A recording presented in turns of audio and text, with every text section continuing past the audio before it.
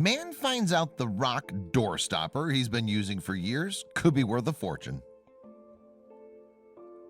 Buying a home. Buying a new home can be a very exciting time. While buying the home, many people daydream about finding something that's worth millions. Unfortunately, this rarely happens.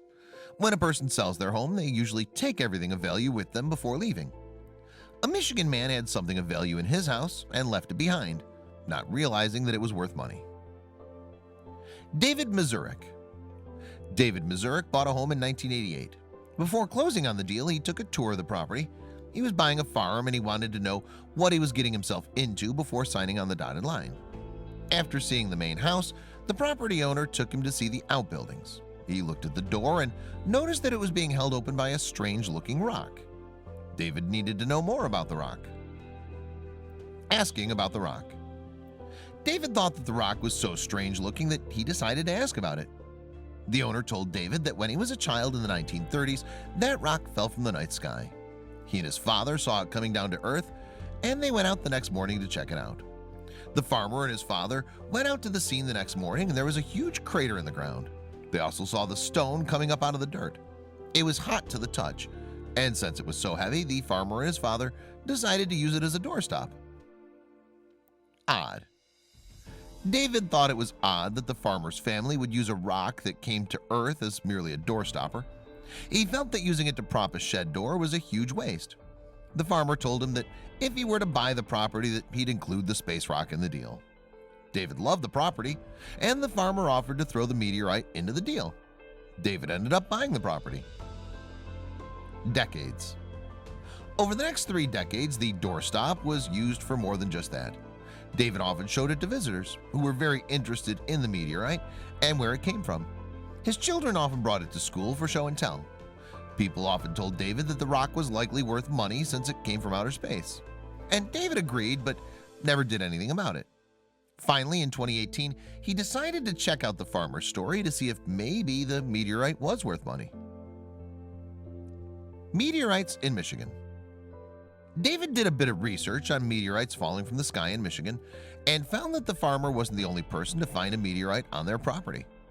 After finding that this story was likely true, he contacted a friend who studied geology at Central Michigan University. This friend led him to Dr. Mona Sierbescu, who was a professor there. She agreed to examine the stone, but she told David not to be too optimistic.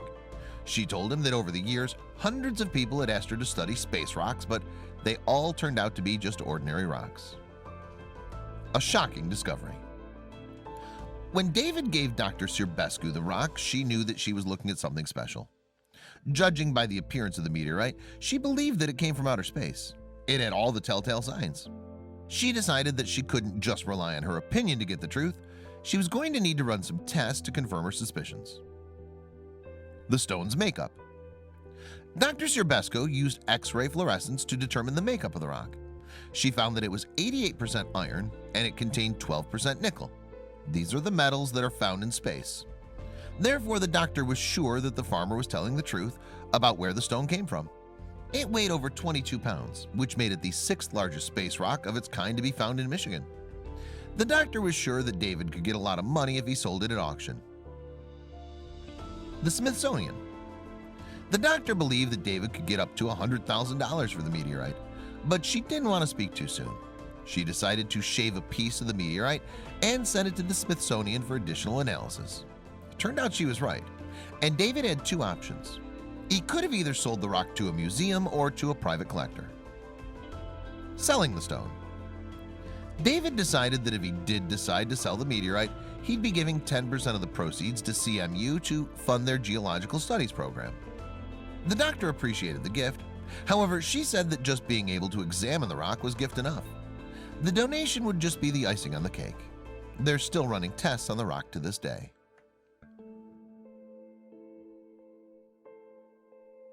Check out these other videos from Let Me Know. If you haven't made the move to subscribe to our channel, all you need to do is click on that red subscribe button. Thank you for watching.